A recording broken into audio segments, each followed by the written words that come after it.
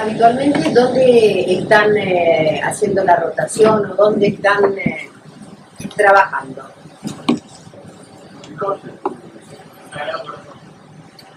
Bien, el Sagrado Corazón. ¿Todos en el Sagrado Corazón? No, Hospital Rivadavia. ¿Natural? Rivadavia. Ah, Rivadavia. Bueno, ven mucha hemorragia subaracnoidea. Sí. Aguda. De por rachas. Viene por temporada. Sí. Bueno, la idea es que me interrumpan, que paren, que me pregunten, porque así se hace más dinámico. Cuando hablamos de hemorragia subaracnoidea, cuando encontré esto la primera vez me pareció divino, que es una definición de Hipócrates, que claramente no lo iba a llamar hemorragia subaracnoidea, pero él decía en el año 460 a.C. que las personas que gozaban de buena salud y súbitamente presentaban dolor de cabeza, convulsiones y posteriormente no podían hablar y respiraban con estertores, morían a los 7 días. Describiendo un poco el cuadro de hemorragia subaracnoidea. Pareció brillante. Bueno, en la presencia de hemorragia subaracnoidea, presencia de sangre entre la pía madre y la aracnoide, ¿sí? Así la vamos a ver. Varios tipos, la traumática y la espontánea. Nosotros hoy nos vamos a definir a la espontánea. Pero a veces no es tan fácil saber si es espontánea o es traumática. ¿Por qué digo? Porque el paciente muchas veces puede estar manejando o haciendo otra actividad, sufre el sangrado y después choca con el auto, con el automóvil, y a veces eso es más difícil, o se cae. Entonces uno dice, en una escalera, ¿es traumática, no es traumática? Y a veces algunas que parecerían traumáticas, uno tiene que hacer la angiografía. Digo, si nos queda la duda, siempre la hacemos, porque el pronóstico es diferente. Entonces, la neurismática tiene una mortalidad entre 40 y 45% de mortalidad, pero el 15% fallecen antes de llegar al hospital. Otra patología es la hemorragia subaracnoidea cortical, que cada vez estamos viendo más porque claramente cada vez la buscamos más. Es aquella hemorragia subaracnoidea que es paciente que está en puerperio o que toma anticonceptivos orales, que tiene la manifestación inicial generalmente son convulsiones y que apenas hay sangre. Las características clínicas son tan diferentes en la hemorragia subaracnoidea neurismática que uno se da cuenta. Y la hemorragia subaracnoidea de causa desconocida o perimesencefálica o benigna que hoy vamos a hablar. Bueno, muchas enfermedades se asocian a la hemorragia subaracnoidea, como por ejemplo la poliquistosis. La poliquistosis renal se asocia a la hemorragia subaracnoidea como un déficit de poliquistina 1, ¿sí? En la formación de colágeno.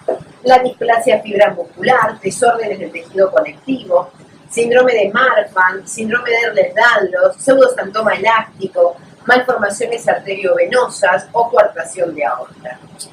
Y adquiridas como infecciones, que es el aneurisma micótico, un paciente que ha tenido una infección, que de repente quedó con algo de febrícula y de repente es una hemorragia intracerebral por un aneurisma. Pensemos en aneurisma micótico, porque tiene otra trascendencia. Las neoplasias, muchas veces las neoplasias intracerebrales se acompañan de aneurisma y, por supuesto, el traumatismo. Las fracturas de base de cráneo, paciente tiene una fractura de base de cráneo, se recupera y años después hace un aneurisma. Esto se produce porque se ha producido una pequeña lesión en la arteria en el momento de la fractura. Otras enfermedades que se asocian son enfermedades inflamatorias como aneurisma micótico, borreliosis, enfermedad de Behçet, anginitis primaria, granulomatosis de Wegener, y no inflamatorias como disección, como malformaciones que dijimos, aneurismas fusiformes, fístulas durales arteriovenosas, angiomas del seno cavernoso, angiopatía amiloide y moya-moya. Todo esto se puede ir acompañado de aneurismas cerebrales.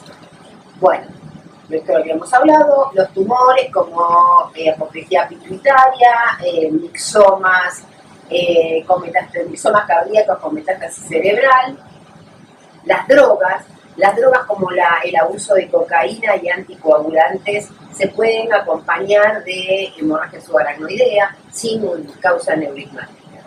Entonces, ¿qué es lo que tenemos que acordarnos de esto? Que aquellos pacientes que tengan una hemorragia subaracnoidea, una fístula arteriovenosa dural puede ser la primera manifestación. Entonces, esto tienen que pensarlo y muy bien, pacientes que tienen hematomas subdurales a repetición, que no queda clara la causa de la caída, si se golpeó, si no se golpeó, bueno, uno resuelve el hematoma subdural y al tiempo vuelve a repetir el hematoma subdural sin una causa conocida. A veces presentan cefalea, piensen que puede ser la primera manifestación de un aneurisma. Tumores toracolumbares, para decir que el paciente no tiene aneurisma, uno tiene que estudiar la columna cérvico-dorsal para buscar qué malformaciones, cavernomas, ¿sí? Schwannomas, ya lo vamos a ver. La edad de comienzo o la edad de sangrado, ¿no? De comienzo es entre los 20 y los 70 años, con una incidencia en la población general de 2 a 16 por 100.000 habitantes. Si esto lo pensamos como familiares directos, hijos, nietos, hermanos, la incidencia aumenta a un 18% en familiares directos. Con lo cual, cuando los pacientes vienen con una hemorragia subaracnoidea, no se olviden de decirle al familiar, mire, pase este episodio agudo de su hermano, de su padre, pero tiene que estudiarse. ¿Cómo? Con una angiotomografía o una angioresonancia. Y ese estudio tiene que repetirlo cada 5 años, porque puede ser que no se vea, o que vaya creciendo y luego se rompa. Una cosa es tratar un aneurisma roto y otra un aneurisma incidental. Pero eso es para el paciente, ¿no? Para los familiares. También para los familiares. Exactamente. Familiar que viene a preguntar, a acompañar al enfermo, uno le dice, usted tiene que estudiarse. Si le dio negativo, pacientes más de 20 años, 21 años, tiene que estudiarse cada cuánto. Si es familiar directo, si es un hermano, si es un padre, tiene que hacerlo cada 5 años, ¿sí? Por lo menos hasta ahora está la guía. Y 20% pueden ser múltiples. Generalmente son bilaterales, en la misma localización, será más frecuente en mujeres y fumadoras. Bueno, el tamaño puede ser sacular, que mide menos de 1.5 centímetros, globular de 1.5 a 2.5 y gigante más de 2.5. ¿Cuál es la forma habitual de los aneurismas que vemos en el cerebro? Tienen una cúpula y tienen un cuello bien definido. ¿Dónde se rompen? En la cúpula. A diferencia de lo que pasa en los aneurismas torácicos, donde son fusiformes, donde no tienen un cuello definido y muchas veces son así. ¿Para qué sirve saber el tamaño? El tamaño y la forma va a servir después para saber qué tratamiento le vamos a poder brindar al paciente. ¿Tiene cuello? ¿No tiene cuello? ¿No tiene cuello definido? Bueno, esto es muy importante. Factores de riesgo modificables: la hipertensión arterial, el tabaquismo, el uso de drogas, cocaína, fenilefrina, abuso de alcohol. Y cuando uno, a ver si los aneurismas que tienen mayor riesgo a ruptura, porque digo, todos los aneurismas tenemos que tratar. Uno viene al consultorio un paciente que tiene un aneurisma o un familiar del que sangró. Ah, tenés aneurisma, te lo tenés que tratar. No, no es así. Los aneurismas menos de 5 milímetros hay que seguirlos. Hay que ver dónde se localizan. También la localización, los factores de riesgo. Aneurismas sintomáticos, aneurismas mayores a 7 milímetros, aneurismas de la arteria comunicante posterior o vértebro-basilar o aneurismas de la circulación anterior mayores a 55 años tienen un mayor riesgo de ruptura. Incidencias particulares son los aneurismas de la circulación posterior, que son más frecuentes en hombres y los de la arteria basilar se asocian al uso de alcohol. Cuando uno discute el riesgo de sangrado, hablamos de esto, hablamos de la localización, de las características del paciente, de la edad del paciente y del estatus prévio.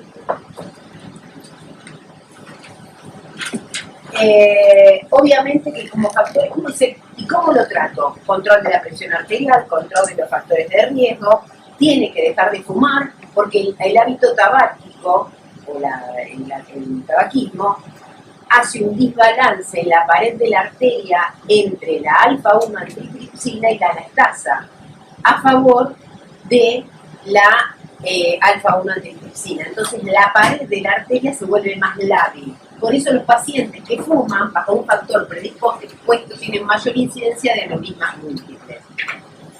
Y el consumo de vegetales, esto está sacado de Stroh, más que nada. No hay un trabajo que diga, si usted come vegetales no le crece el aneurisma, sino de los factores de riesgo que estamos tratando. La localización generalmente son en el territorio anterior, el 80 al 90%, y un 10% a 5% en la circulación posterior.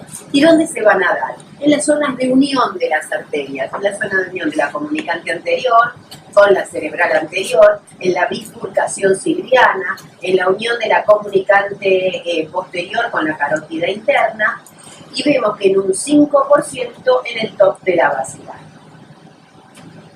¿Y por qué hablamos de los factores de riesgo? Ah, mira, acá estaba. Perdón. Y yo estaba con los factores de riesgo. Los factores de riesgo tenemos factores genéticos, que ya vamos a ver que es la ausencia de túnica media, y los factores degenerativos, que son todos los factores de riesgo modificables.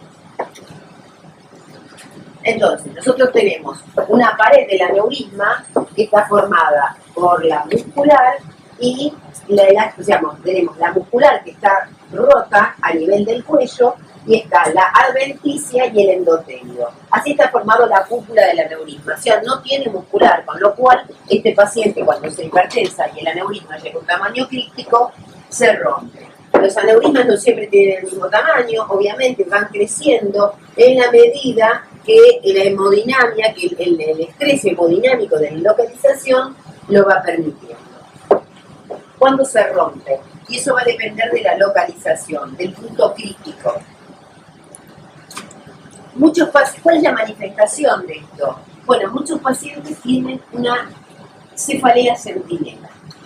Del 10 al 43% de los pacientes tienen algún síntoma entre el 6º día y 20 días antes.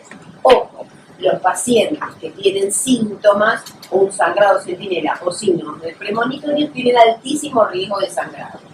Si uno sospecha que ese paciente puede tener un aneurisma por el tipo de cefalea, no le pide tomografía normal, porque es un síntoma premonitorio. No le pidan una resonancia por ambulatorio, porque ese paciente, a mí me han llegado 2 pacientes, una chica muy joven, que la vieron en el consultorio, que han visto una anisocoria, una síntoma centinela, pero lo despreciaron, le mandaron a hacer una resonancia, una angioresonancia, la chica se la hace, se ve el aneurisma, y cuando espera los 5 días para el informe sangra y queda en coma. Entonces, ¿por qué pueden darse estos síntomas premonitorios? Primero, por la extensión, se aumenta la pared del vaso, y esto se relaciona con el vasa nervorum, ¿sí? El dolor, trombosis del aneurisma, una disección de la pared, o lo que habitualmente nosotros hablamos del babeo. Babeó, sangró, hubo microsangrado. Además de la cefalea, como síntoma prodrómico, puede haber un déficit motor transitorio cuando hay un trombo dentro del aneurisma, un aneurisma gigante, y desprende un pequeño trombito y hace un déficit transitorio. O puede ser manifestación de una crisis eléctrica, un déficit sensitivo transitorio, disturbios visuales o parálisis del tercer par. Esto es un signo premonitorio y es algo muy alerta. Si no es una pupila de ADI, piensen que puede ser un aneurisma del territorio posterior. ¿Cómo hago el diagnóstico? ¿Cómo piensan ustedes que hacen el diagnóstico? ¿Cómo diagnostican una hemorragia subaracnoidea? Claro, la clínica Vos le hacés la imagen en base a qué? A la clínica. ¿Y cuál es la imagen que vos decís? Debe ser esta imagen porque voy a detectar sangre. Perfecto. La primera estudio por diagnóstico es una tomografía simple sin contraste. Entonces, primero la clínica soberana. El paciente puede tener cefalea, náuseas, vómitos, y esto se da por hipertensión endocraniana en el momento del sangrado. Las alteraciones del estado de conciencia van a depender de la cuantía del sangrado en ese momento y de la parálisis circulatoria cerebral que tenga. Pérdida transitoria de la conciencia, rigidez de nuca. Todos los que vemos pacientes con hemorragia subaracnoidea, el paciente de que se queja más que de la cabeza, de la nuca alta, no da más de la nuca, le duele por irritación meningia. Ahí le podemos poner 4 miligramos de dexametasona cada 12 horas, que es la única indicación de corticoides en la hemorragia subaracnoidea. Déficit de un par craneal y convulsiones. Ven que las convulsiones como manifestación de inicio no son tan frecuentes, de un 4 a un 20% de los casos. ¿Cómo es la cefalea? La cefalea que uno describe puede ceder con aires al principio, puede ser la peor de su vida. Lo que sí es de comienzo abrupto. El paciente estaba ahí y dice, me duele para el sangrado, me duele la cabeza. ¿Y cómo fue? ¿Gradual? No. Comenzó y tuvo en segundos 10 en 10. Fue la más importante que tuve en mi vida. La localización no es pantognomónica y es más frecuente con el ejercicio. O el paciente está haciendo ejercicio, o el paciente estaba haciendo fuerza, o en el contexto de una relación sexual. Bueno, esta es la regla de Ottawa.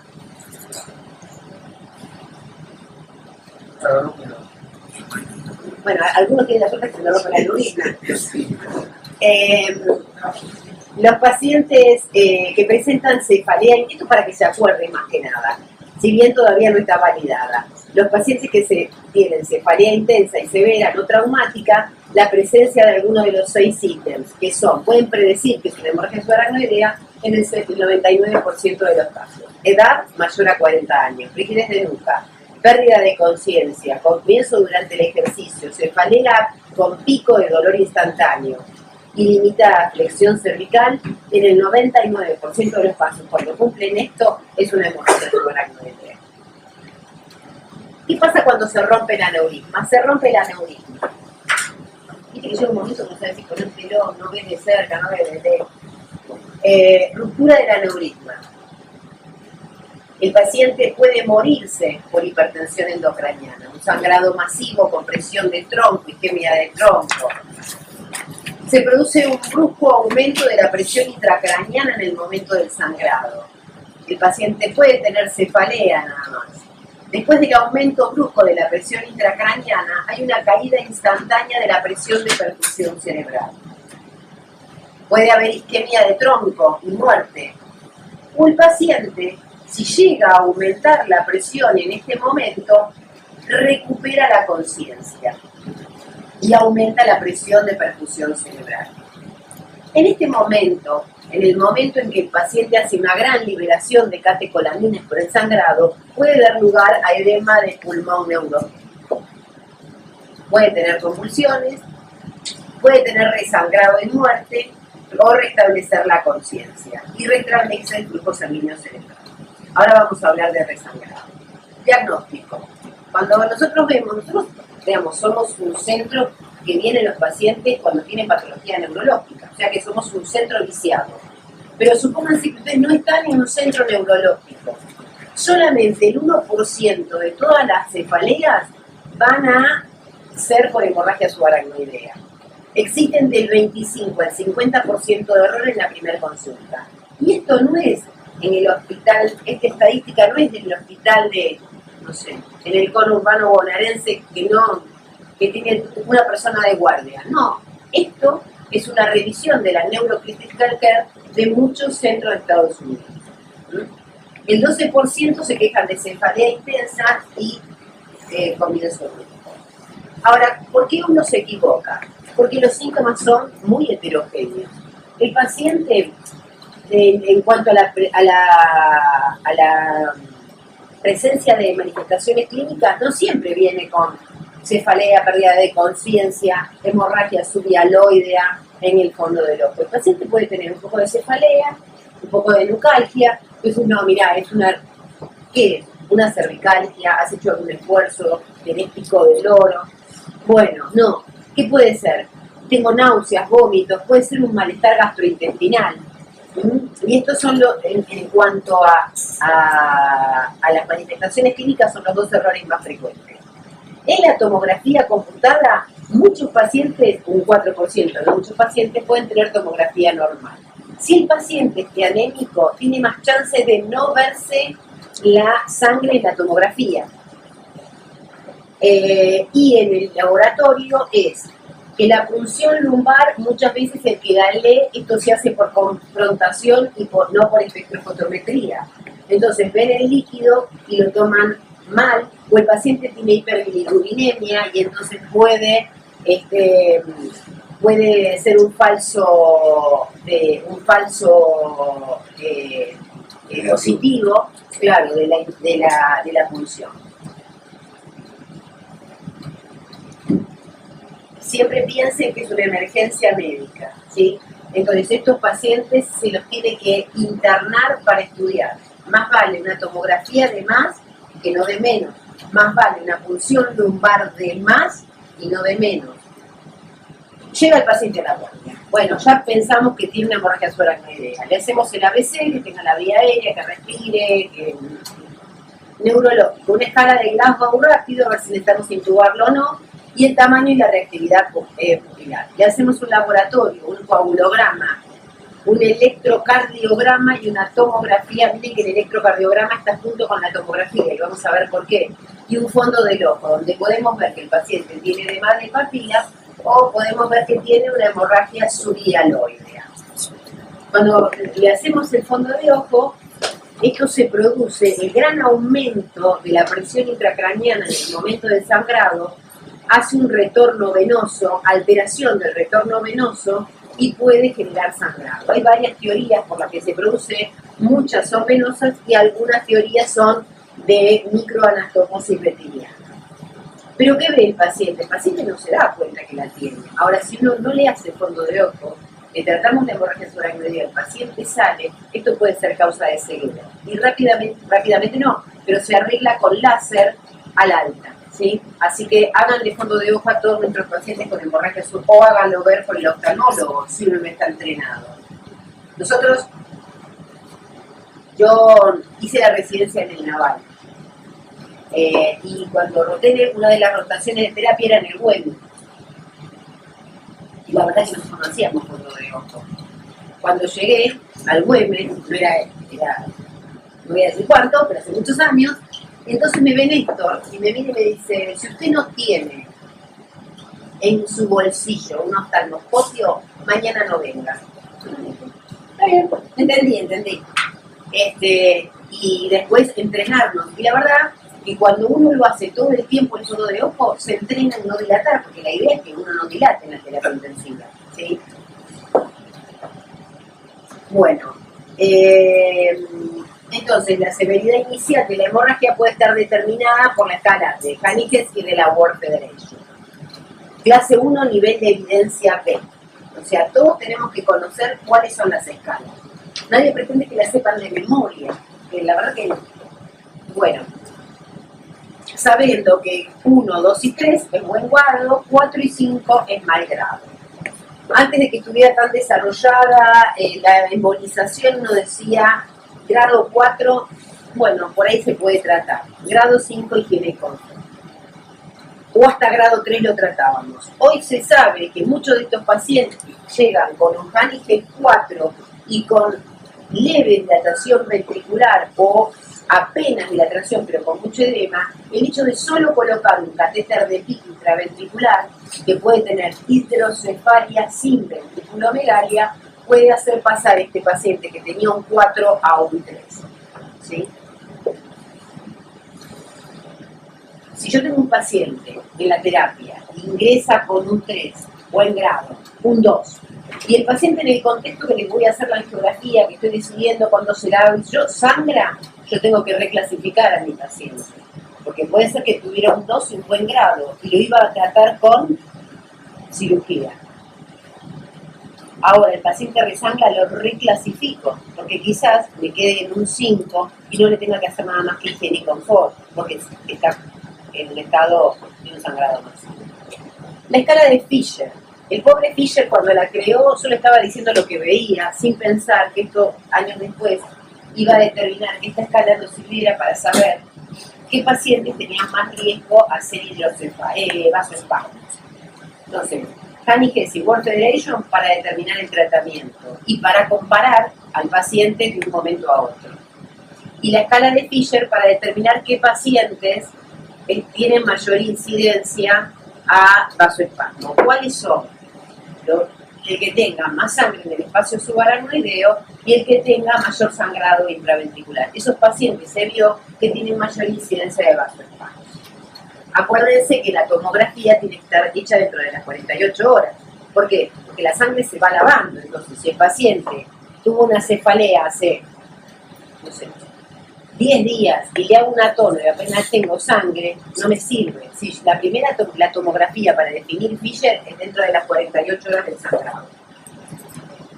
Esto es un aneurisma, una tomografía sin contraste, donde un sangrado muy importante, y miren el aneurisma, estaba tan calcificado que se dibujaba perfectamente en la tomografía.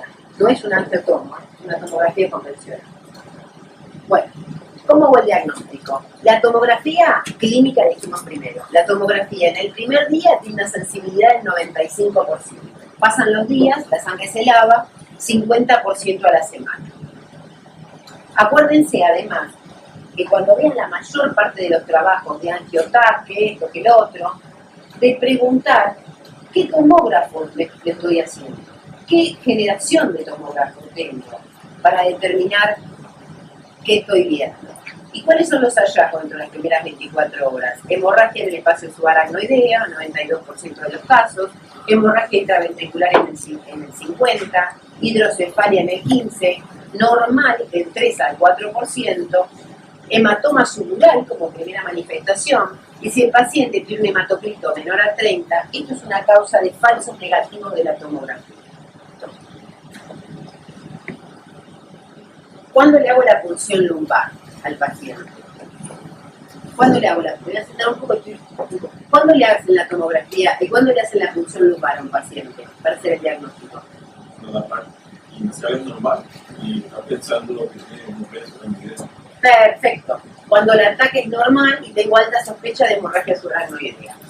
Entonces, pero lo primero que tengo que hacer es cuando el ataque es normal y sospecha de hemorragia. Cuando no puedo hacerla sin un ataque previa, ¿sí? Porque pueda tener una herniación y esto lo desencadena.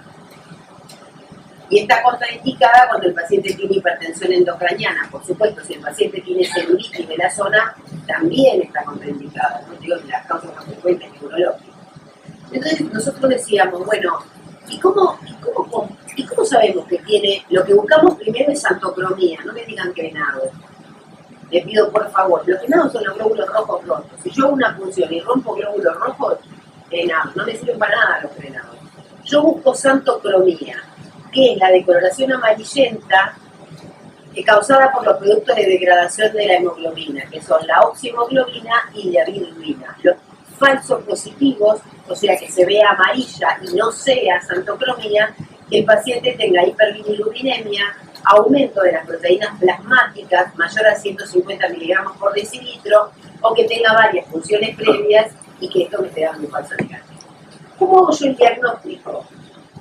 En la Argentina, en la mayor parte de los lugares y en Estados Unidos se hace por comparación. Agarro un tubo transparente, le pongo agua y después de la centrifugación lo comparo con un papel blanco atrás y me fijo si tiene santocromía o no.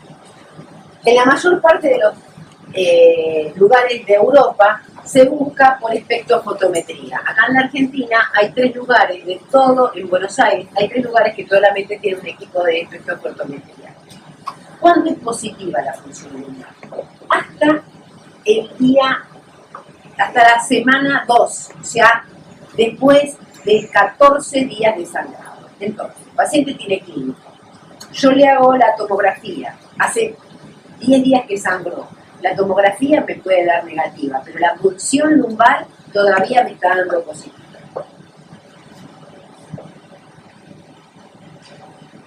¿Alguien me quiere hacer alguna pregunta de resonancia?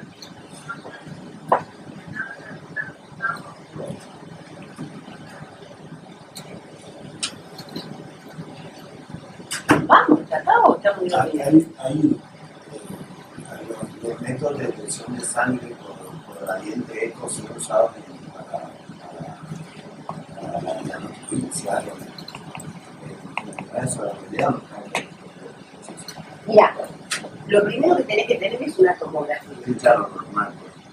Muchas veces, y cada vez hay más trabajos que hablan de gradiente eco para ver la oximoglobina. Entonces, la tomografía en los estadios iniciales dentro de las 4 horas puede ser positiva. Ahora, si vos me decís, ¿hay algún trabajo que te diga que vos con la tomografía podés excluir hemorragia subaracnoidea? La respuesta es no. Suponete que sea un paciente que vos no le puedas hacer la punción lumbar por X motivo. Entonces le hacés la tomografía y ves. Si es positiva, hiciste el diagnóstico, está maravilloso. La resonancia, perdóname. Le hiciste la resonancia, viste la sangre, maravilloso. El tema es, ¿y si te da negativo? Si te da de negativa, no hay ningún protocolo que diga que con una resonancia negativa vos excluís el diagnóstico. Tenés que morir siempre en la punción lumbar. Ahora me decís, la verdad, estoy en un centro que se haga todo y que no tengo ningún problema, que no me van a debilitar. Y no voy a tener... Tengo la tomografía que es normal, le hago la resonancia, así no le hago la punción. Y yo te puedo decir que no. Si ves sangre, maravilloso. Ahora, si vos no ves sangre, tenés que terminar en la punción lumbar. Digo porque yo me enojo con los presidentes porque terminamos haciendo la punción lumbar. Entonces le hacen angio, resonancia en el momento, se gasta un montón de plata, pero la realidad es que se puede hacer. Entonces, yo tengo clínica, signos clínicos de hemorragia subaracnoidea. La tomografía sin contraste, me dio positiva, o sea, veo sangre, directamente le hago la punción lumbar. La angiografía, para saber dónde está el aneurisma.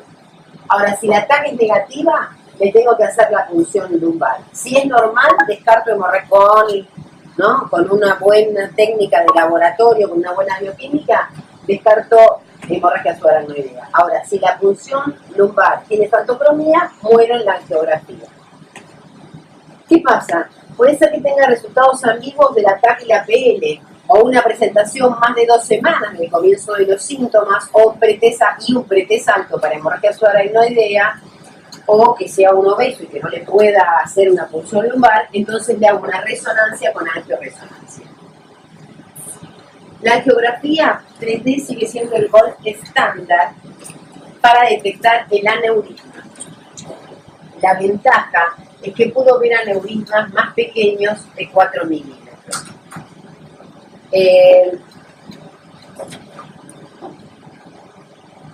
Yo hace poco di una charla en el Gini de si la angiotomografía hoy nos puede equiparar a la angiografía, y la respuesta, hay muchos trabajos, pero no todos, y tiene varios ítems. El primero, el que hace la angiografía es un médico.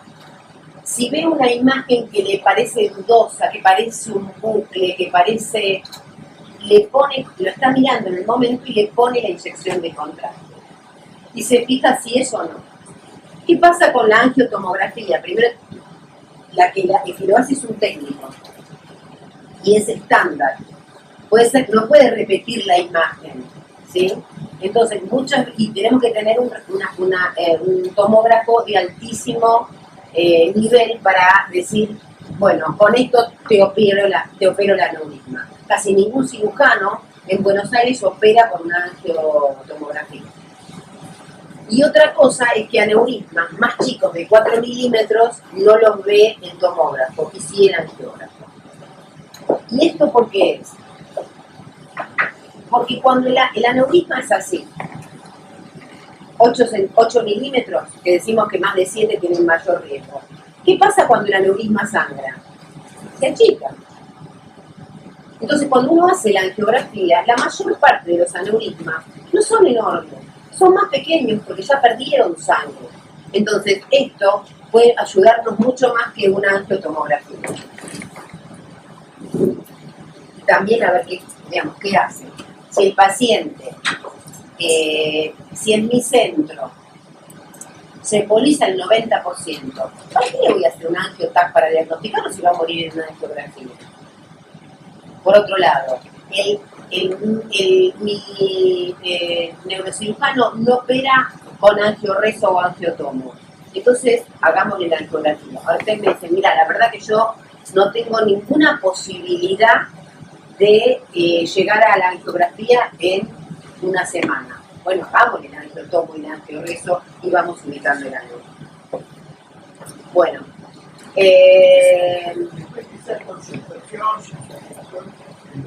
No. Los aneurismas que están muy cerca del hueso,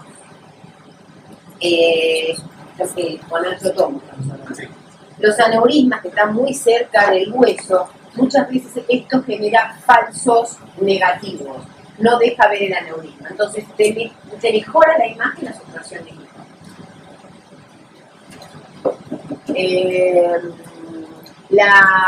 bueno, angiotac puede ser considerada en el diagnóstico de hemorragia subaracnoidea si el aneurisma es detectado, el estudio puede guiar la reparación. Si la angiotac no es concluyente, se debe realizar la angiografía de todas maneras. Clase 2, B, nivel de evidencia C. Una pregunta práctica. Cuando vos tenés el diagnóstico por angiotac, o sea, el cirujano va al cirujano o el neuroradiólogo endovascular que quiere el municipio. Él cuando se mete a hacer la radiografía, ¿él te pide la radiografía previa? No. Se mete a... Nosotros hacemos lo siguiente, por lo menos en el centro. Llega una hemorragia subaracnoidea y lo saben tanto el hemodinamista como los neurocirujanos. Entonces, va a hemodinamia para hacerse el diagnóstico de la localización del aneurisma. Y en ese momento, uno de los residentes de neurocirugía o el jefe o el subjefe de neurocirugía, generalmente es el subjefe, se comunica con Miranda, le dice las características y la ubicación del aneurisma. Y se ponen de acuerdo entre ellos cuál va a ser la mejor temática. Si se puede, se emboliza, o sea, se emboliza o se decide en conjunto el tratamiento médico o el tratamiento a seguir, ¿no? O embolización o cirugía. Lo ideal es que todos opinemos. Sí, que el paciente tiene que recibir 2 angiografías. No, una sola. Una con angiotac. No, si vos hiciste la angiotac, sí. Por eso te digo, si vos si va a morir en una angiografía, porque el neurocirujano, tenés ahí los dos métodos, y el neurocirujano solamente te opera con la angiografía, no le hagan la angiotomo. Hacer la tomo inicial, nada más. Entonces, la tomo inicial es pasar angiografía. Claro.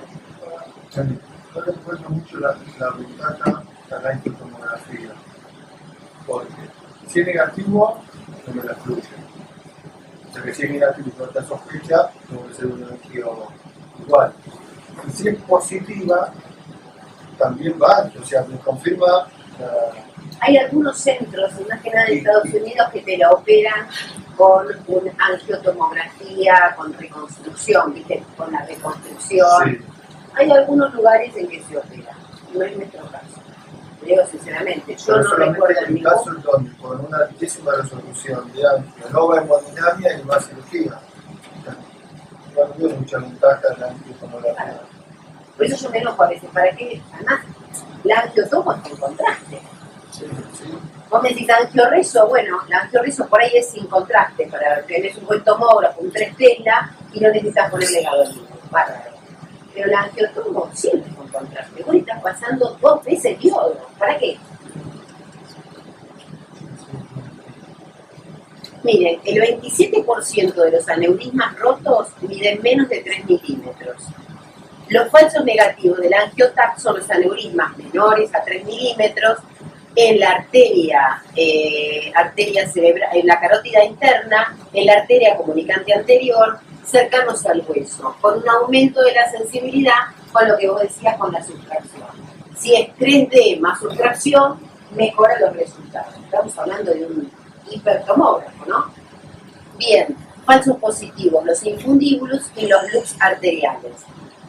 Que esto, con el neuroradiólogo haciendo la angiografía, ve un infundíbulo, le queda la duda y le inyecta el contraste en el momento. La sensibilidad de angiotac para aneurismas menores de 3 milímetros es del 80 al 82%.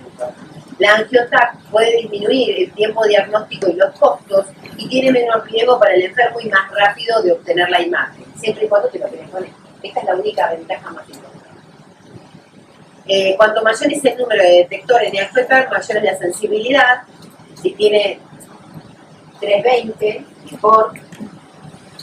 Y la angiografía digital la hace el médico, esto ya lo habíamos hablado, y en la angiografía detecta de 4 a 14% de todas las causas de hemorragia subaracnoidea en pacientes con angiotac. Bueno, entonces la pregunta es lo que habíamos hablado: ¿qué tomógrafo tiene nuestra institución? ¿Quién mira el estudio? ¿Con qué angiógrafo contamos? ¿Quién hace y quién lee la angiografía? ¿Cuánto tardamos en obtener una angiografía convencional? ¿Y qué tratamiento es más frecuente en mi centro? Todo esto tengo que preguntarme antes de hacer un angiotomo o un angioreso.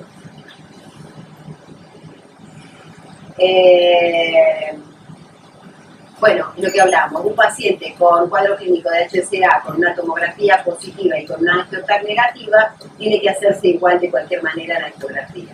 En la resonancia, que tenemos difusión, perfusión, gradiente eco, FLAIR T1, puede realizarse en caso de que la TAC fuera negativa, pero el resultado negativo de la resonancia no me invalida que yo no tenga que hacer una PM. Lo mejor es, para detectar aneurisma, una angiografía tridimensional rotacional para la detección del aneurisma. Clase 1, nivel de evidencia B. Bueno, esto es lo que más o menos vimos para no repetir. Esto también ya lo estuvimos hablando.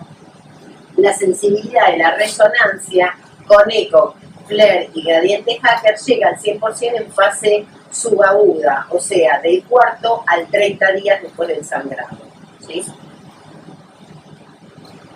Bueno, nosotros le hicimos la angiografía, llegamos acá, ¿sí? Pero la angiografía fue normal, no me detectó aneurisma, entonces tengo paciente con clínica. Tomografía con sangre y angionegativa. ¿Por qué puede ser la angionegativa? Está bien hecha, tengo un equipo de la Sanflauta. ¿Por qué? No son pequeños, pero mismo la perimecia cefálica también no se puede revertir. Perfecto. Que sea una hemorragia subaracnoidea benigna o perimesencefálica, que yo tengo el aneurisma acá y que haya un trombito en el cuello del aneurisma y el contraste pase de largo. Con los equipos muy buenos es más raro eso. Pero ¿qué puede pasar, si no? Entonces yo tengo que repetirle la angiografía a los 7 a los 10 días, algunos dicen 14. Y le tengo que pedir que me hagan espinales, porque no sé por qué no le quieren hacer espinales y entonces tenemos problemas con eso, porque podemos tener aneurismas más bajos. Ahora, yo le hice espinal, si los espinales son negativos, le tengo que hacer con una resonancia de cerebro y columna cervical, sin contraste, no hace falta, porque ¿qué quiero descartar? Un cavernoma que sea la causa del sangrado o una malformación arteriovenosa. Ustedes saben que los cavernomas están excluidos de la circulación, con lo cual, si es una malformación, la puedo ver con angio, pero me tiene que llegar hasta abajo. Ahora, si es un cavernoma, los cavernomas no entra el contraste, entonces necesito una resonancia para hacer el diagnóstico. Entonces debemos completar una resonancia cérvico-dorsal para completar. Si yo veo esta tomografía, bueno, acá siempre hago lo mismo, me olvido de sacarla. Veo esta tomografía, tiene sangre en la cisterna encefálica, sangre en la cisura posterior, en la cisterna silviana e intraventricular. ¿Es hemorragia subaracnoidea? Sin duda.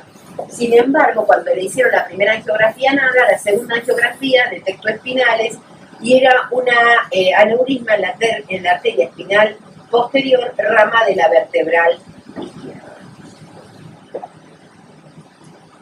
Esto uno lo ve así, ¿qué dice? Es un paciente que tiene un sangrado intraparenquimatoso, esto es una MAP, de acá a la China, o un sangrado intraparenquimatoso. Sin embargo, era un aneurisma silviano y acá se veía un poquito de sangre, pero era lo único que se podía detectar. Y esto es un falso, una pseudohemorragia subaracnoidea. Yo veo esto y digo, ¿es una hemorragia subaracnoidea? Tengo que ver los antecedentes, porque muchas veces la congestión venosa puede aparentar una hemorragia subaracnoidea. La meningoencefalitis, la hipertensión endocraniana benigna, la vasculitis, la encefalopatía posanóxica, que lleva edema y congestión venosa, pueden hacer confundir esto.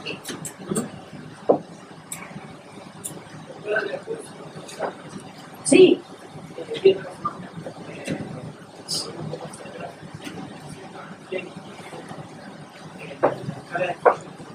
La ficha antigua y la ficha modificada. ¿Qué escala?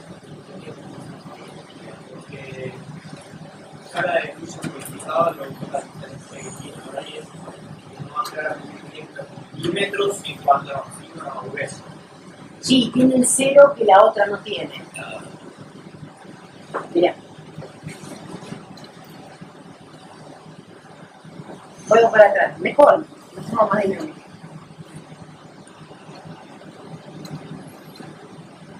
No, para que me estoy muy para atrás.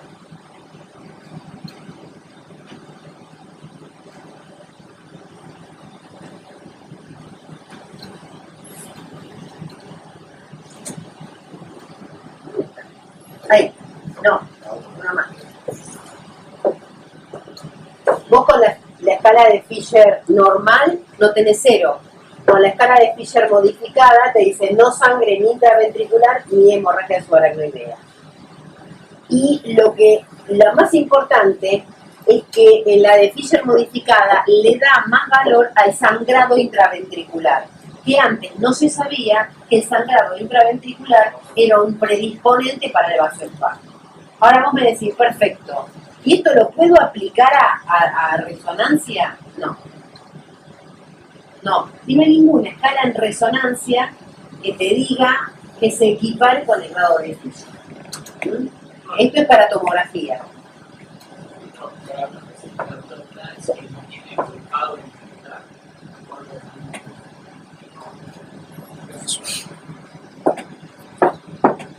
Repetime, ¿cómo es? Se aclara modificada, el grado 1 sería sigue siendo 1 milímetro fino. Aunque no lo diga, ¿no? La escala de Fisher modificada sigue siendo la duda que siempre tuvimos con los cursos a buscar que no está bien especificado. ¿Y cuánto es los milímetros para diferenciar entre el grado 1 y el grado 3? Son 5 grados. Mira, cuando uno en la práctica lo toma igual, muchas veces lo hemos discutido con Bernardo con Bernardo II, y en la práctica lo tomamos como un milímetro, igual, menos de 1 milímetro o más de 1 milímetro. Claro, claro.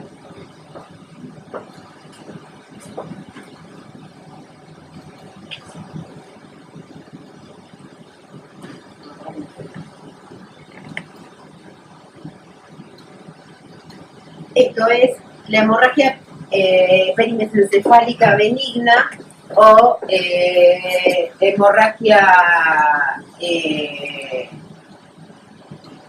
HCA perimesencefálica. La definición fue cambiando y últimamente, antes era, si tenía perimesencefálica. Ahora se ve que que tenga sangre en las cisternas peritroncales era lo clásico.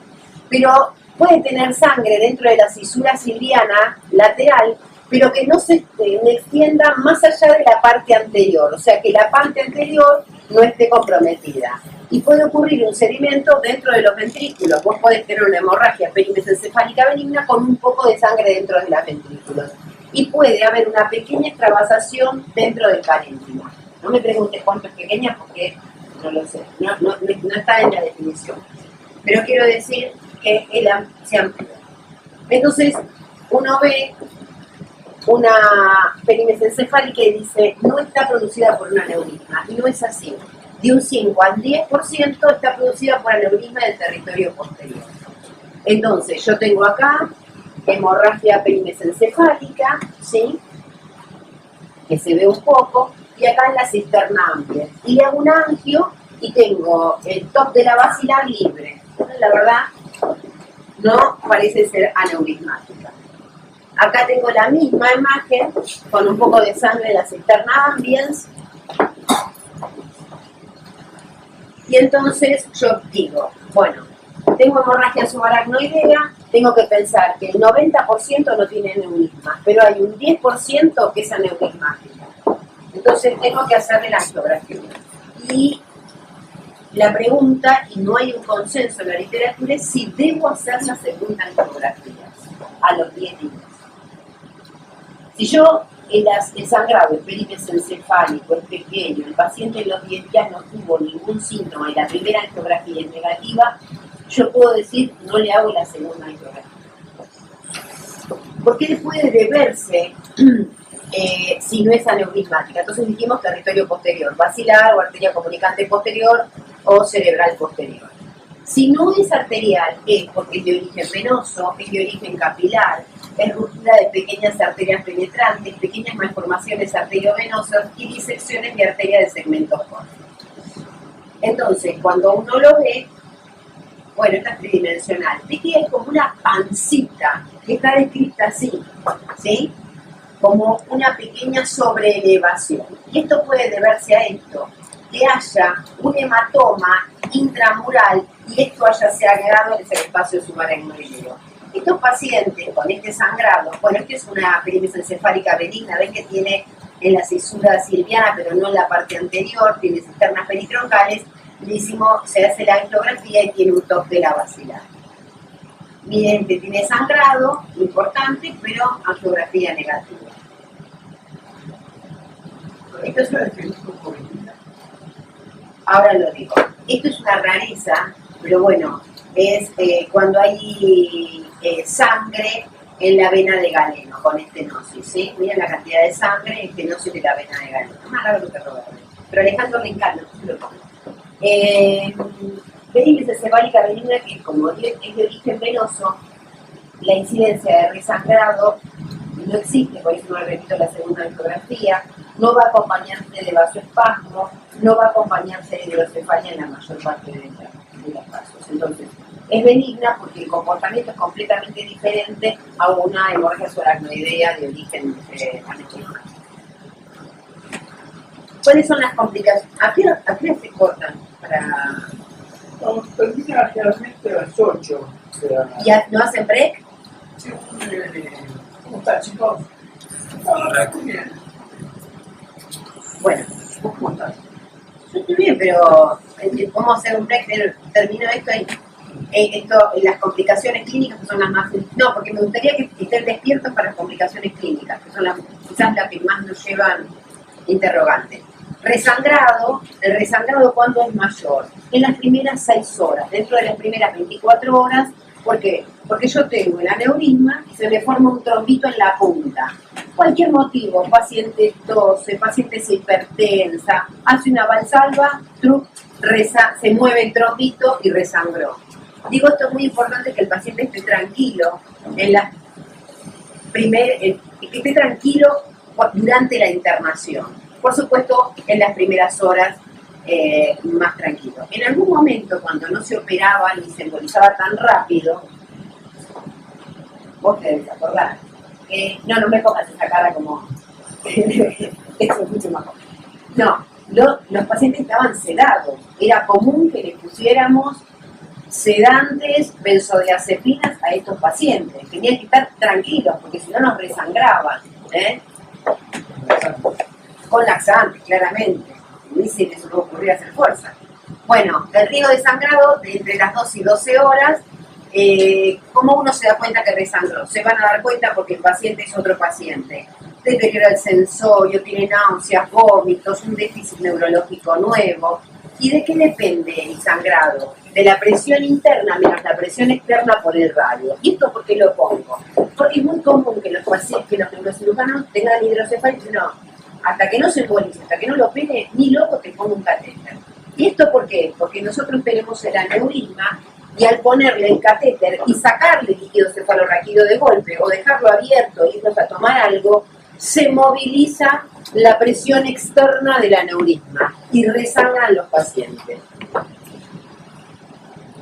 ¿Cuáles pacientes resangran más? Peor grado neurológico, obviamente, aneurismas más grandes, mayor a 12 milímetros, sexo femenino, mayor a cientos que estén hipertensos. Esto se tomó aleatoriamente, no es que hay un trabajo randomizado doble ciego controlado que diga lo mantuve a más de 170 y sangró. Drenaje ventricular, sangrado centinela, porque el paciente sangró y resangró, y la angiografía dentro de las 3 horas, esto está muy discutido, y la verdad que hoy por hoy, con las técnicas nuevas, nada. ¿Cuál es la prevención del resangrado? El tratamiento rápido, o embolización o cirugía, además de todo lo demás. Bien, ¿qué pasa si yo estoy tratando de un hipertenso, estoy en un centro que no lo puedo tratar y la derivación me va a salir en 48 horas? Entonces uno puede ponerle epsilon aminocraproico o tranexámico dentro de las 72 horas y disminuye el riesgo de resangrado. Si bien hay muchos trabajos que hablan que aumenta la incidencia de trombosis y de vasoespasmo, pero en el momento le salve la vida. El vasoespasmo, manifestación clínica 30%, angiográfica 60%, pronóstico grave un 15%. Desde el día 4 hasta el día 21 con un pico en el día 7. Manifestaciones clínicas, febrícula, déficit motor, obviamente, el paciente cambia de carácter, uno pasa por al lado del paciente y dice, ¿qué le pasó? Está orinando blanco y orinó 1 litro en las últimas 2 horas. Ojo, porque esa puede ser una primera manifestación de vasoespasmo. La presencia de vasoespasmo va a depender de la cantidad de sangre en el espacio subaracnoidea, el aumento del sangrado en las cisternas laterales, mayor a 50 años, hiperglucemia, pobre y condición clínica, un Glasgow menor a 14, aneurisma de la carótida interna o comunicante posterior y la duración del periodo de inconsciencia. Y esto se debe al paro circulatorio cerebral y a la cantidad de sangre. Pero si el paciente tiene un rápido, hizo una tomografía, tenía un montón de sangre y a las 24 horas le repito y lavó un montón, ese paciente tiene menos incidencia de vasoespasmo. Y el aclaramiento de sangre es un concepto nuevo que uno tiene que tener en cuenta. El vasoespasmo tiene un componente funcional y un componente estructural. Y el componente estructural se da cuando uno tiene un paciente con vasoespasmo y persiste en el día 12, 13, 14, y el paciente sigue con vasoespasmo. Lo tengo que hipertensar y si no, me hace un déficit neurológico.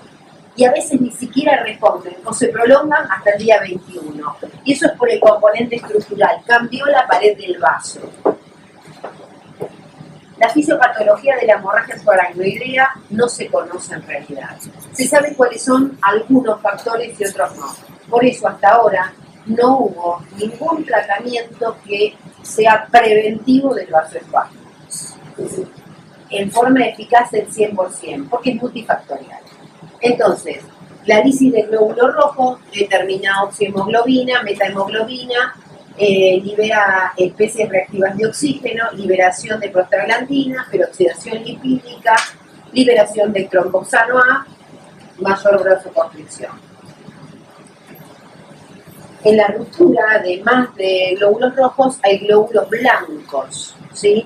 Entonces, el glóbulo blanco hace una especie de rotación sobre la pared del vaso, se acerca al endotelio, libera moléculas de unión, que son selectinas V2, hace movimientos de baja densidad y libera integrinas y moléculas de adhesión molecular, que son ICAM1 e ICAM2. Entonces, esto ayuda a la formación de vasoespasmo. Por otro lado, la hipoperfusión y la isquemia en las células endoteliales de la microcirculación cerebral producen endotelinas. Estas endotelinas es un fuerte vasoconstrictor. ¿Hay más óxido nítrico? Sí, se determinó que sí, que es un fuerte vasodilatador, tanto en el líquido cefalorraquídeo como en la sangre. Pero con la presencia de hemoglobina, este óxido nítrico se inactiva y no nos sirve como vasodilatador.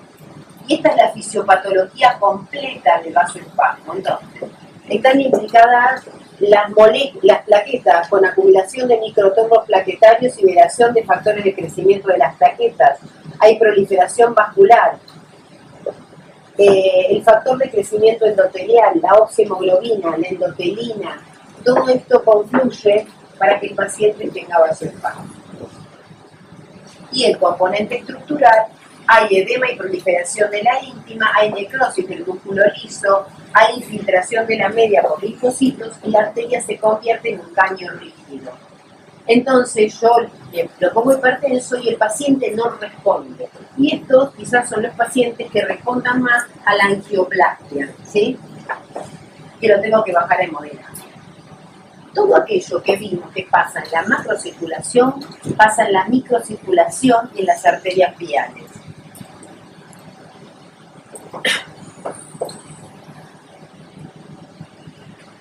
¿Se ve bien? En esto hay un achicamiento de las arterias viales, una estrechez de las arterias viales de arteriolas de 100 a 200 micrómetros, y eso va a ser muy importante para lo que viene después. ¿Sí? Hay un desbalance entre la vasoconstricción y la vasodilatación a predominio de la vasoconstricción. Hay lo mismo que habíamos hablado de vasoespasmo, se generan las pequeñas arterias y hay alteración de la barrera hematoencefálica. Miren acá lo que pasa, esto es observación de la microcirculación. Miren cómo se estrecha, cómo hace vasoconstricción de las pequeñas arterias. ¿Eso se ve con el Doppler? En las arterias viales. ¿Ustedes qué piensan? No. Yo le hago un transcraniano y el paciente puede ser normal. Y lo mismo, o no, puede ser patológico. Y uno piensa que mejoró el Doppler. Ya le mejoré, lo hipertensé.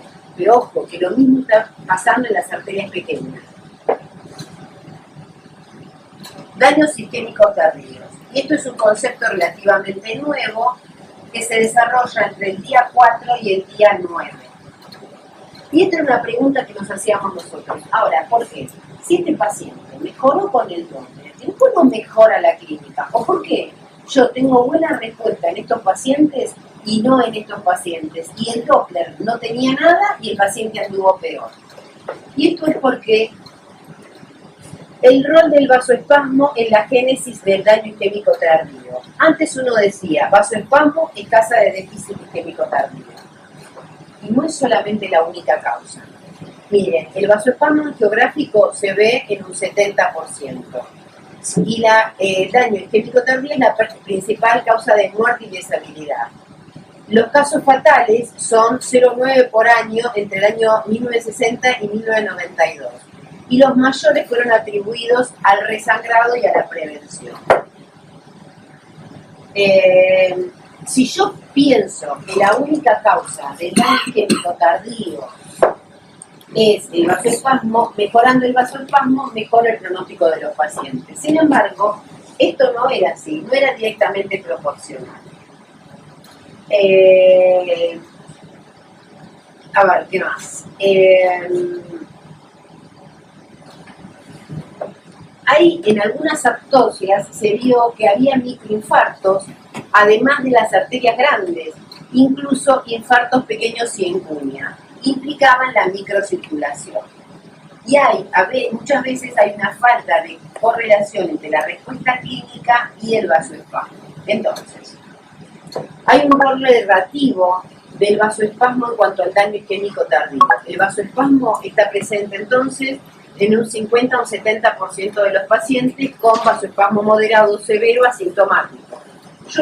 Todos lo tuvimos en la terapia, pacientes que le hacemos el Doppler, decís, mirá el Doppler que tiene, mirá las velocidades que tiene, y el paciente no tiene nada. Es verdad, nadie se le va a ocurrir bajar a hemodinamia a ese paciente para hacerle angioplastia para sacándole el desayuno, porque va a estar mal. Del 20 al 25% de los pacientes que habían tenido daño isquémico tardío no presentaron vasoespasmo. Bueno, esto con xenón.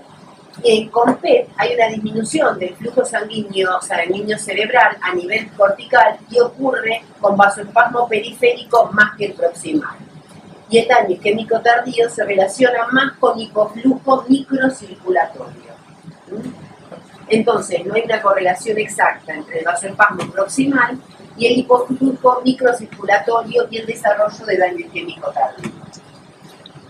Esto es un paciente, 37 pacientes con vasoespasmo que no correlacionaba el área de hipoperfusión con el área de la arteria que lo estaba determinando por Doppler. Entonces, la inflamación tiene que ver mucho en el daño isquémico tardío. Entonces, inflamación tiene disfunción microvascular, alteración de la barrera hematoencefálica, angiografía con vasoespasmo y cortical spreading depression. Estas tres cosas generan el daño isquémico tardío. No quiero decir que no tenemos que tratar el vasoespasmo, nada que ver. Quiero decir, lo primero que tenemos que tratar es el vasoespasmo, porque hasta ahora es lo que tenemos. Yo no puedo hacer nada hasta ahora con el cortical spreading depression.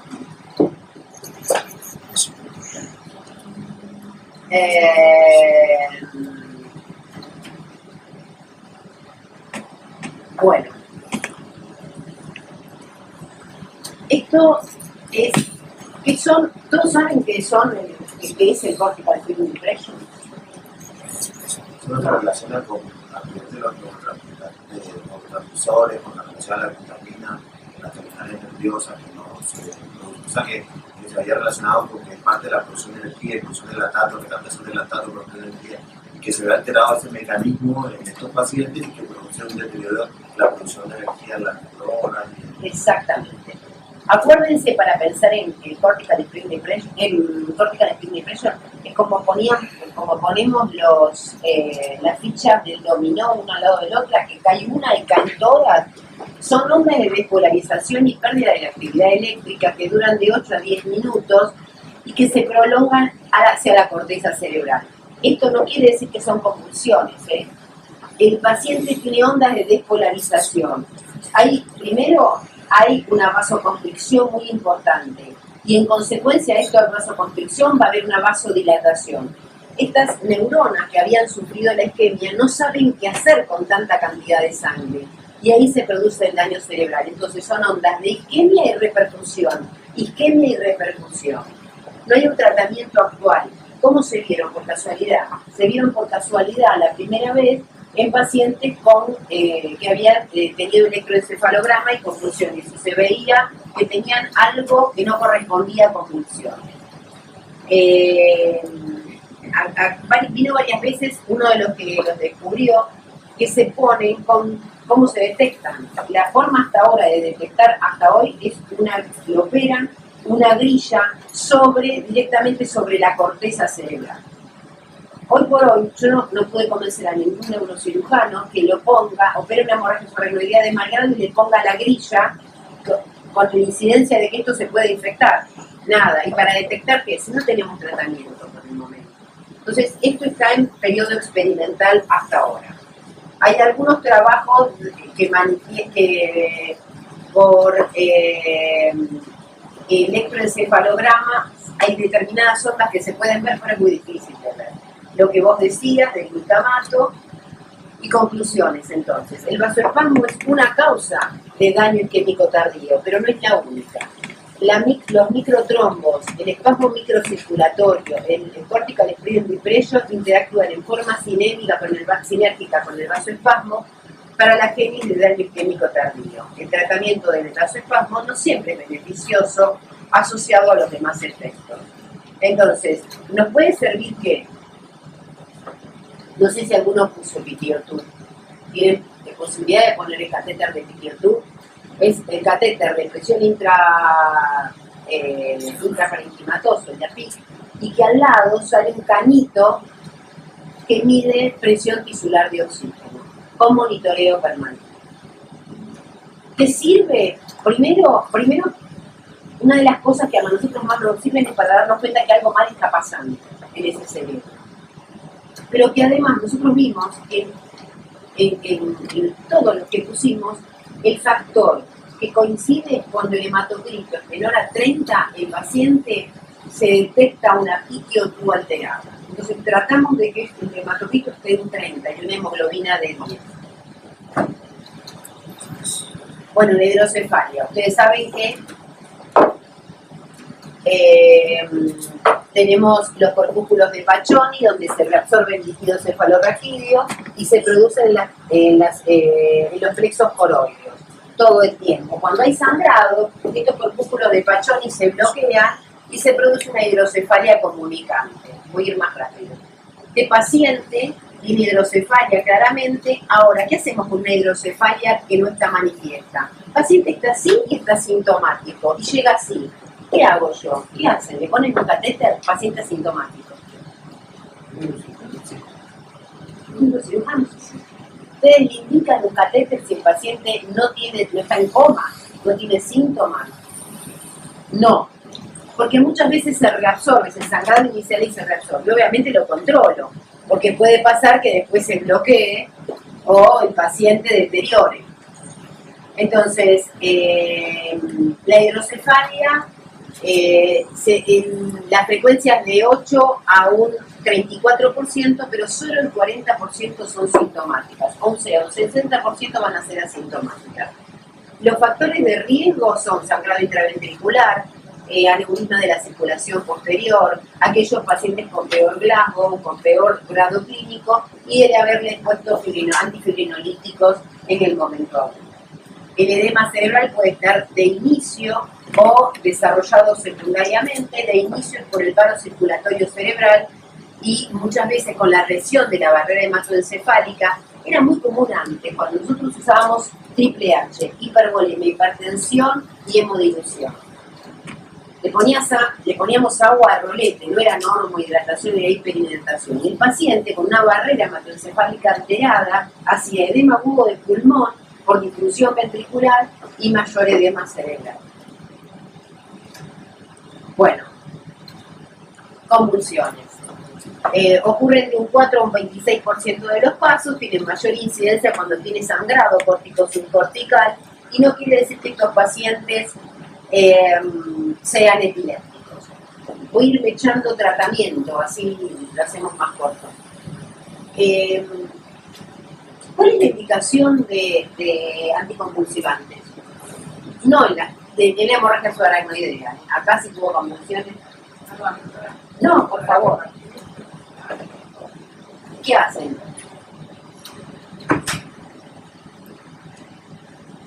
Che, ¿qué hacen con hemorragia? ¿Le ponen anticonvulsivantes? No convulsivos. Vino el paciente, tiene hemorragia subaracnoidea. ¿Le ponen anticonvulsivantes?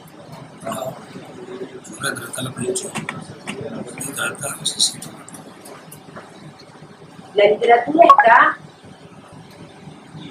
dividida. Entonces, si ustedes me preguntan a mí, ¿le pongo? Sí, le pongo. Hasta que podamos resolucionar el aneurisma, porque si este paciente que tiene un aneurisma roto hace una convulsión y seguro que va a resangrar por aumento de la presión intracraneal.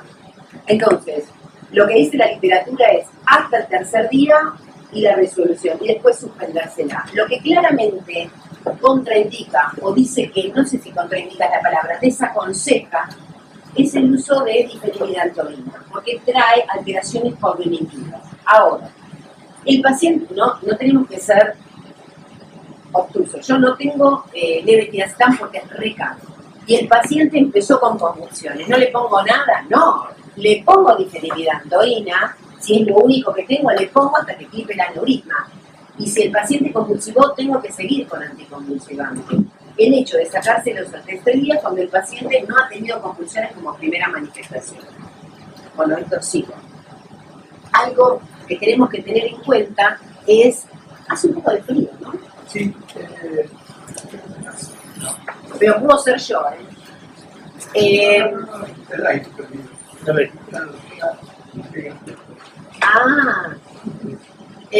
Pacientes que deterioran el estado de conciencia. Uno le hace, lo primero que hace cuando deteriora el estado de la conciencia, boom, tomografía, o hizo hidrocefalia o hizo resangrado. O si la tomografía es normal, ¿qué uno piensa? Tiene vasoespasmo. Ahora, no tiene vasoespasmo, uno tiene que pensar en esto, en que los pacientes pueden tener estatus epiléptico no convulsivo y que debemos hacer un electroencefalograma y, si es posible, un electroencefalograma continuo. Muchos tienen BIS. ¿Tienen BIS en la terapia? ¿Vos tenés electrodo continuo? Sí, pero tenemos electro continuo y vienen los residentes de neuro que hacen cursos, qué sé yo, y lo leen en forma permanente. Si tienen alguna duda, le mandan la imagen al staff. Una de las cosas que nosotros empezamos a usar es el BIS, el índice biespectral, que se empezó a usar en anestesia, que es un electroencéfalo de 3 canales, solamente que era para ver la sedación y el grado de coma. Nos pasó, la primera vez estábamos probando un equipo y nos pasó, no nos hemos dado cuenta, y el paciente estaba en coma y el BIS era re alto, como que el paciente estaba despierto. Yo que dije, anda mal, este BIS que nos trajeron de prueba no sirve.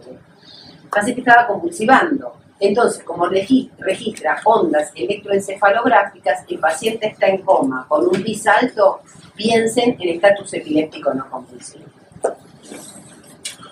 Bueno, ¿quieren descansar 5 minutos? Bueno, descansamos y aprovecho para ver esto.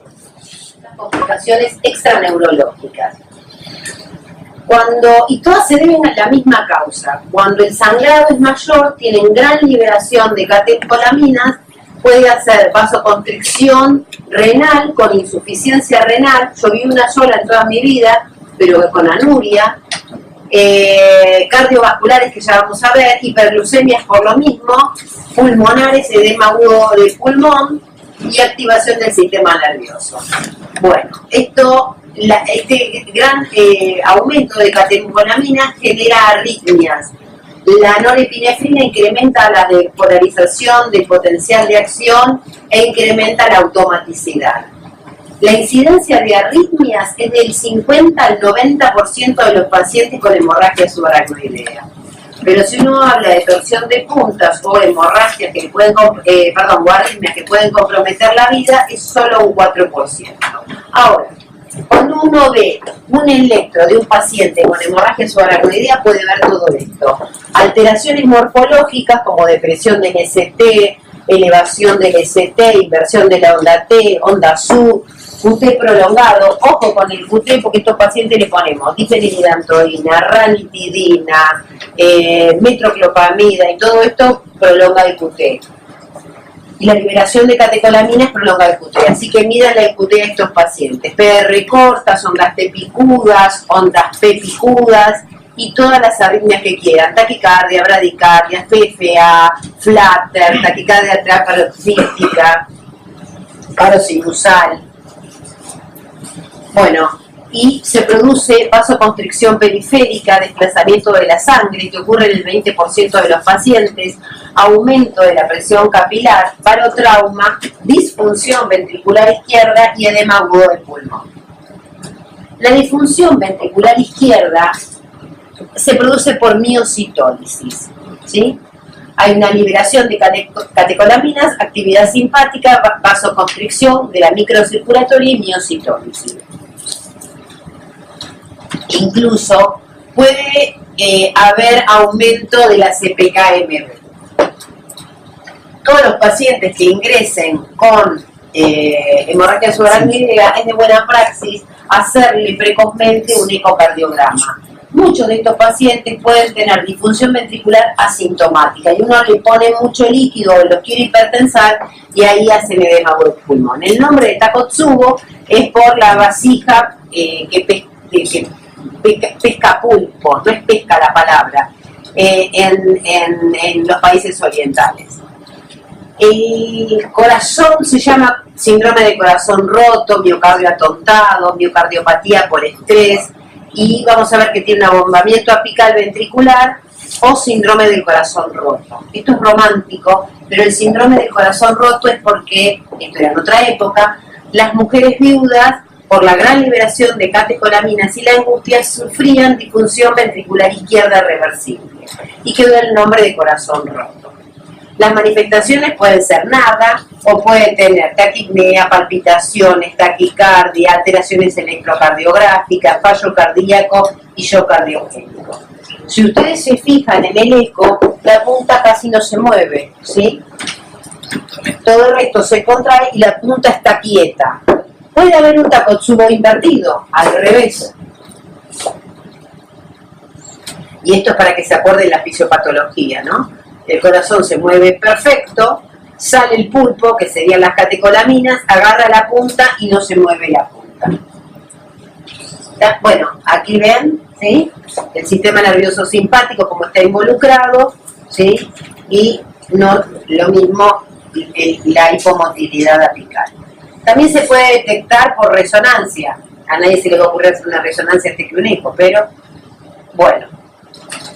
Las manifestaciones electrocardiográficas, fíjense que pueden ser cualquier manifestación, pero como estos pacientes tienen factores de riesgo, o un paciente puede tener una placa y la gran vasoconstricción con liberación de catecolaminas y miocitólisis puede generar un infarto.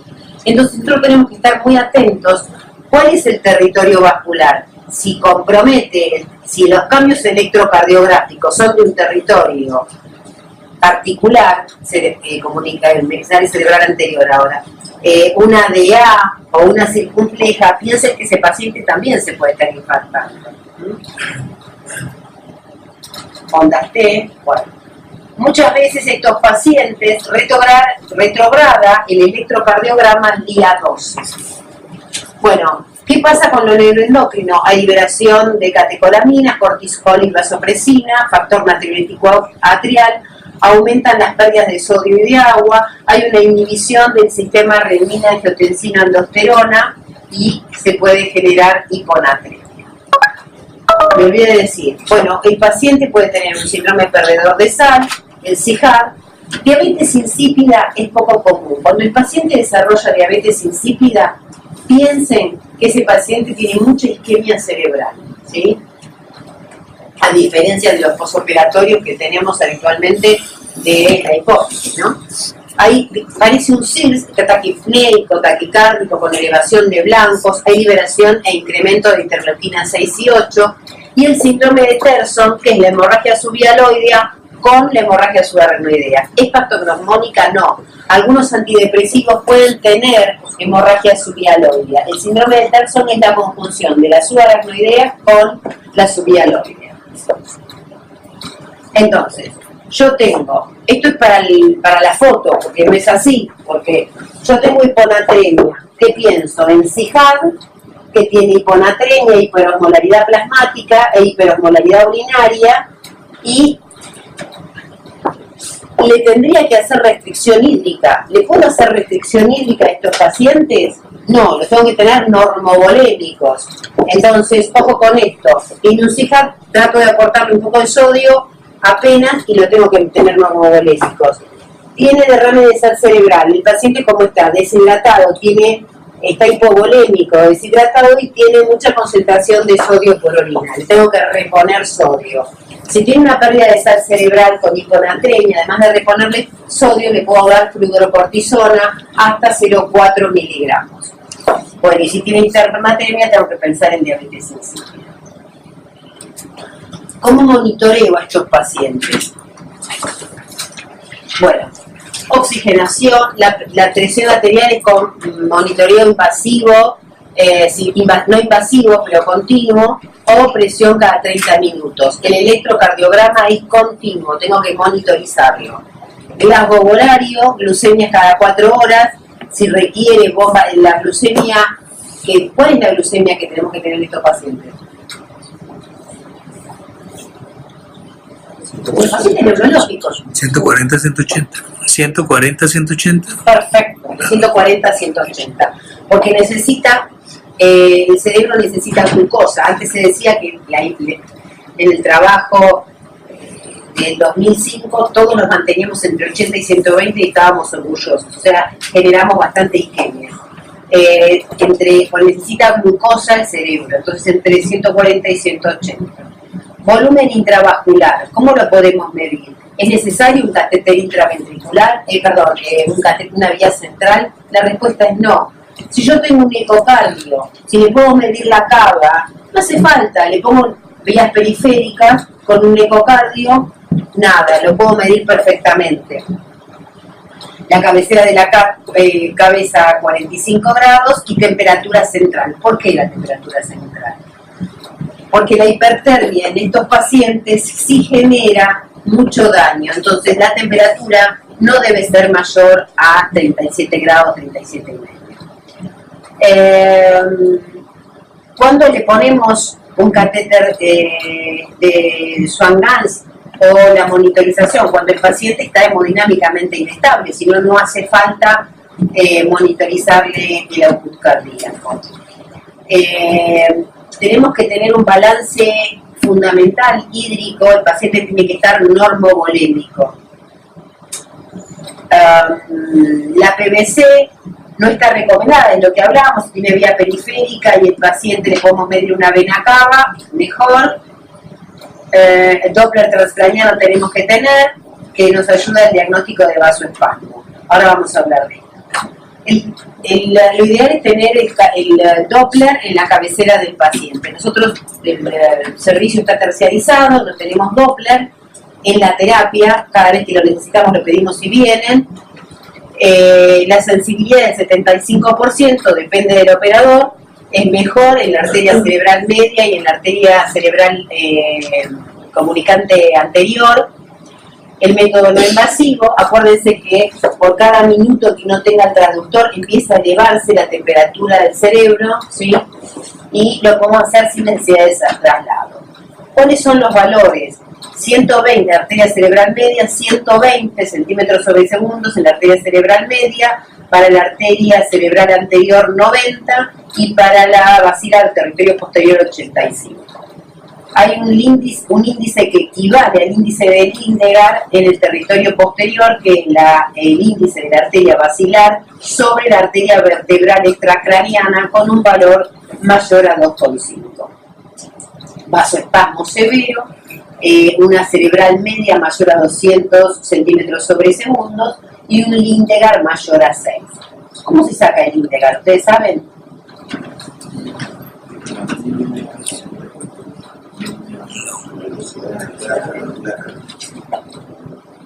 La velocidad media a nivel de la cerebral media sobre la carótida interna extracraneal. ¿Por qué es fundamental medirlo? Muchos cardiólogos, cuando empezó el Doppler, solo nos miden las velocidades. No nos sirve, porque si el paciente está con fiebre, si yo lo tengo hiperdinámico, el paciente puede tener velocidad anémico, el paciente puede tener velocidades altas. Entonces, si yo le mido con la arteria carótida extracraneal, me va a dar, si está todo el sistema con aumentado de velocidad, el Lindegar va a ser bajo. En cambio, si yo tengo velocidad alta a nivel de la cerebral media y velocidad normal a nivel de la carótida extracraneal, el Lindegar va a ser más alto. ¿Se entiende lo que quiero decir?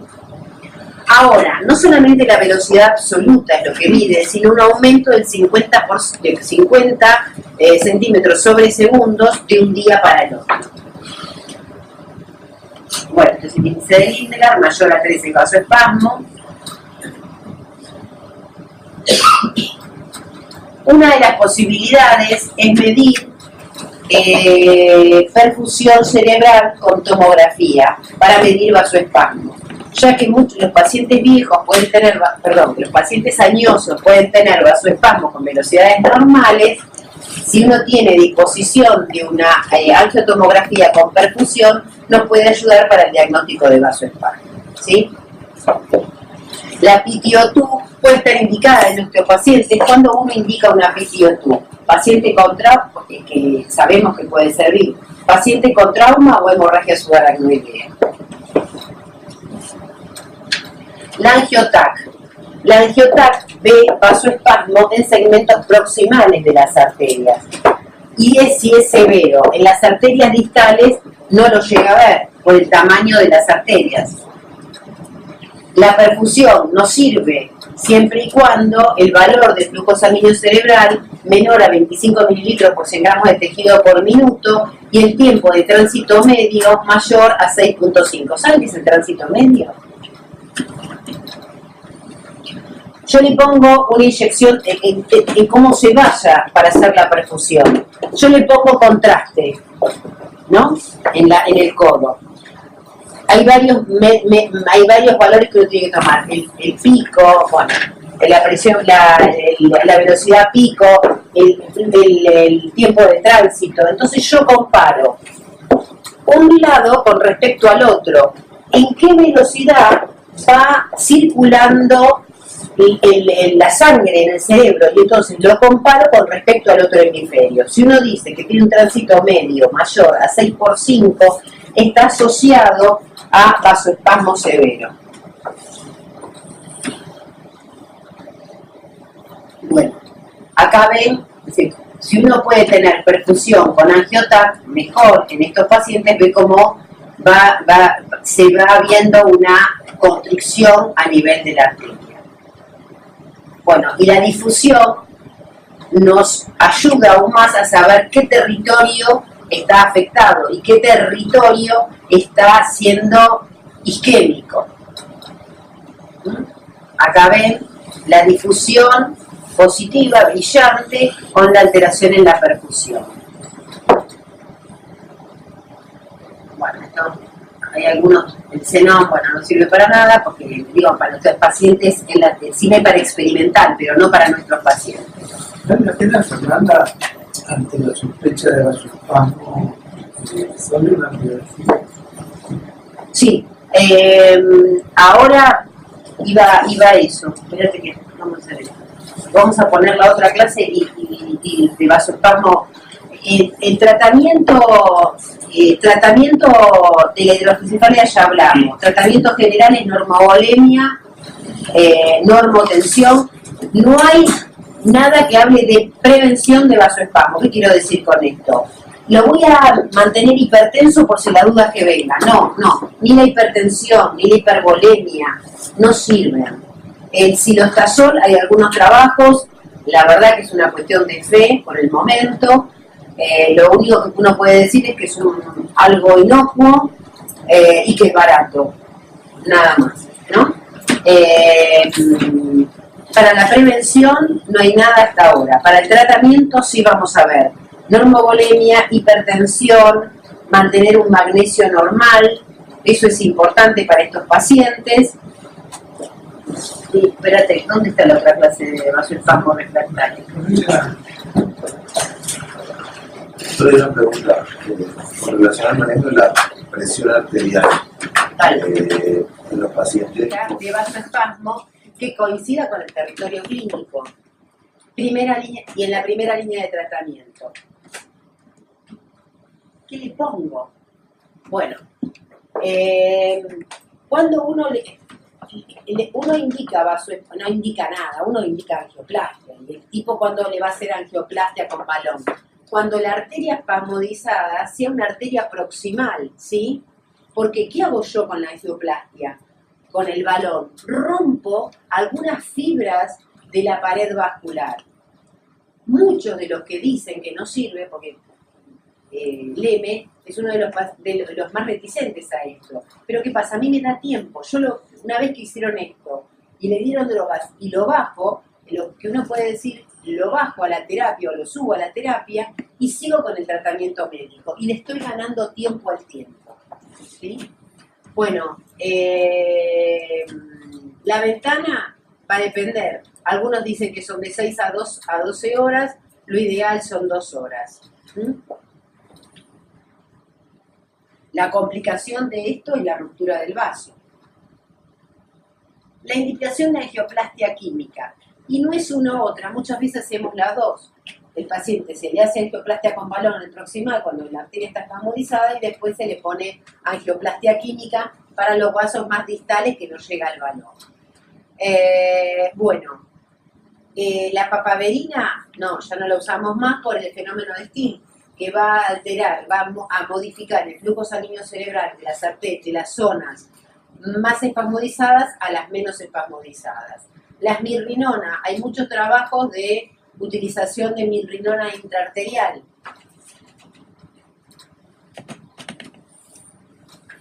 Nimodipina, la verdad que en la Argentina se usa mucho nimodipina. ¿Por qué? Porque es lo que hay, ¿sí?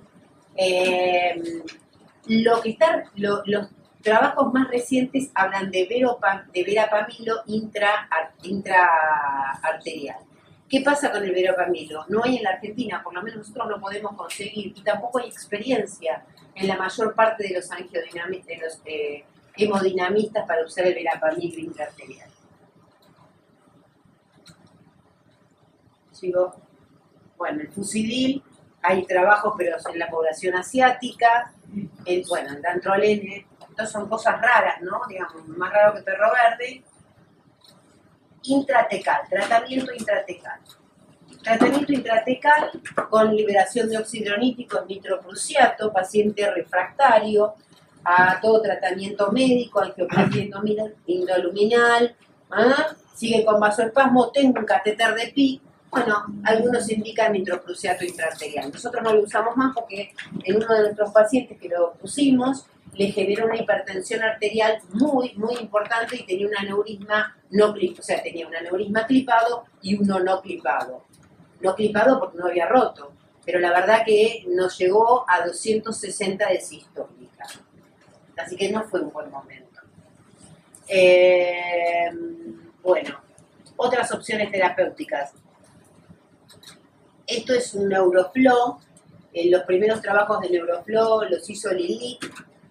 Y es un dispositivo que se le pone un balón sobre la arteria en la aorta, sobre uno suprarrenal y otro infrarrenal, y se insuflan paulatinamente, y esto aumenta el flujo sanguíneo cerebral a nivel general.